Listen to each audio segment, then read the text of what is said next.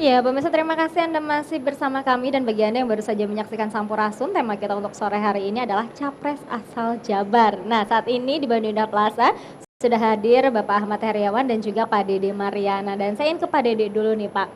Pak Dede berbicara tadi kalau Pak Ahmad mengatakan beliau tidak pernah mencalonkan diri tetapi dipilih oleh partai. Nah, berbicara mengenai partai, menurut Bapak keberadaan Partai Keadilan Sejahtera saat ini sendiri bagaimana dengan dengan pencalonan ya Pak ya?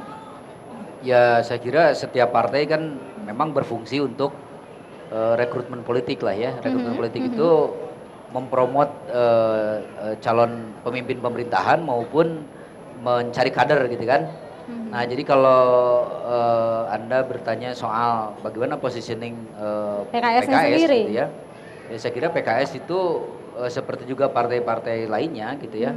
Ya kita tahu kalau partai itu dikelaskan ya, ada yang di atas, ada yang di tengah, dan ada yang di bawah gitu ya. Nah, PKS ini kan masuk dalam kategori partai yang di tengah gitu ya, bersama mungkin PAN, P3, PKB ya gitu-gitulah ya. Mungkin juga Gerindra gitu kan.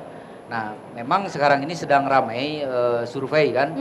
Tapi kalau publik terlalu mengikuti hasil survei, dianggap itu suatu kebenaran, saya kira belum tentu, karena survei itu sebetulnya prediksi gitu ya. Saya sering katakan bahwa politik itu bisa diprediksi, bisa diramal, tapi tidak pernah dipastikan. Jadi dia cair. Kalau saya lebih suka melihat ya kekuatan-kekuatan politik itu sebagai blok politik gitu ya. Nah, jadi walaupun partai itu ada yang disebut dengan katakanlah partai-partai masuk kelompok atas berdasarkan survei, kemudian tengah dan bawah, sebetulnya nanti akan mengelompok itu ke blok nasionalis atau dengan agama ya, dan blok Islam, atau sekarang itu sebetulnya itu kan blok politik itu basisnya adalah politik aliran. Nah, itu awal dicetuskan oleh William Liddell lah ya, peneliti dari Australia gitu. Nah, itu belum tentu juga menggambarkan gitu ya. Kalau tempo hari kan ada kelompok nasionalis, kemudian nasionalis abangan, kemudian Islam juga dibagi, ada Islam modernis, ada Islam tradisional. Nah, sekarang ini kalau Anda lihat misalnya katakanlah ormas besar di Indonesia itu kan Muhammadiyah dengan NU. Nah, di NU itu mulai dari yang paling kiri sampai ke paling kanan sekarang ada orang-orangnya di sana gitu ya. Jadi sebetulnya politik aliran juga harus dilihat kondisi. Nah, sehingga saya melihat misalnya dalam kasus dulu waktu Gus Dur terpilih, itu kan sebetulnya Gus Dur itu kan dari partai kecil ya, PKB kan. Nah, PKB itu sebetulnya segmennya itu Islam kan, tapi sebetulnya basis ideologinya itu sosialis sebenarnya gitu lah ya. Kalau orang jeli gitu ya, karena Partai Kebangkitan itu Gus Dur itu menginisiasi mirip Partai Baath di Irak gitu ya. Itu sebetulnya dia sosialis pluralis gitu ya.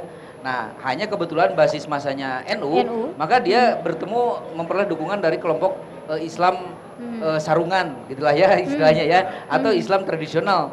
Nah, tapi sekarang itu udah nggak bisa melihat begitu lagi, apalagi kondisi para pemilih itu adalah pemilih yang masa mengambang gitu ya.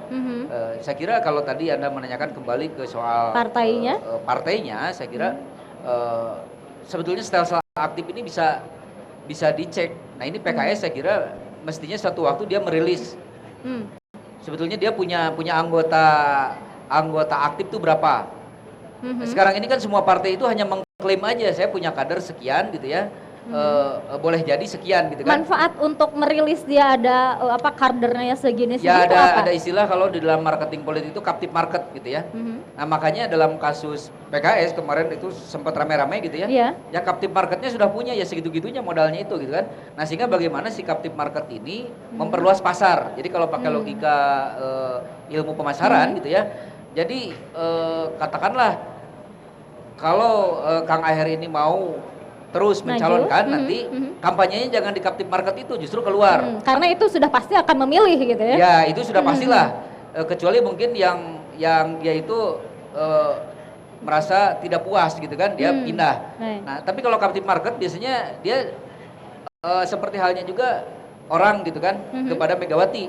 Wong cilik itu nggak perlu kampanye lagi kalau dia sudah captive market. Ya Apapun kata istilahnya Megawati pasti akan hidup mati mengikuti ikut Megawati ya. gitu kan. Nah, ini captive market tuh begitu.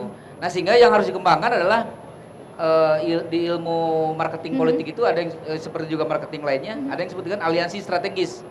Jadi mencari titik temu kepentingan-kepentingan. Tentu kepentingan di sini adalah untuk kemaslahatan publik. Dan yang saya tahu PKS juga saat ini memang membuka untuk koalisi ya, walaupun memiliki calon sendiri. Ya, saya kira tidak ada satu partai pun di Indonesia yang bisa mengusung sendirian tanpa koalisi. Tanpa koalisi, artinya dia harus punya mitra strategis gitu ya. Jadi konteksnya itu sebenarnya aliansi strategis gitu ya, sekecil apapun. Baik, nah berarti kalau saya boleh ngambil sedikit ini lebih penting individunya atau ketokohannya dibanding dengan partainya? Kalau dalam kasus pemilihan kepala pemerintahan, calon kepala pemerintahan itu pintu masuk adalah partai. Tetapi yang mau dijual itu tokoh orang. Baik. Nah, oleh karenanya memang ada yang menyarankan, yang nggak tahu ini Pak Heriawan apa setuju atau enggak. Kalau mau nyalon katanya keluar dulu dari PKS. Ada juga yang menyarankan gitu kan. ya. Nah, kalau menurut Bapak sendiri, Pak Aher ini sudah punya modalkah? Tapi dijawabnya nanti. Kita harus break dulu ya Pak ya. Baik, pemirsa kami masih akan kembali setelah jeda berikut ini.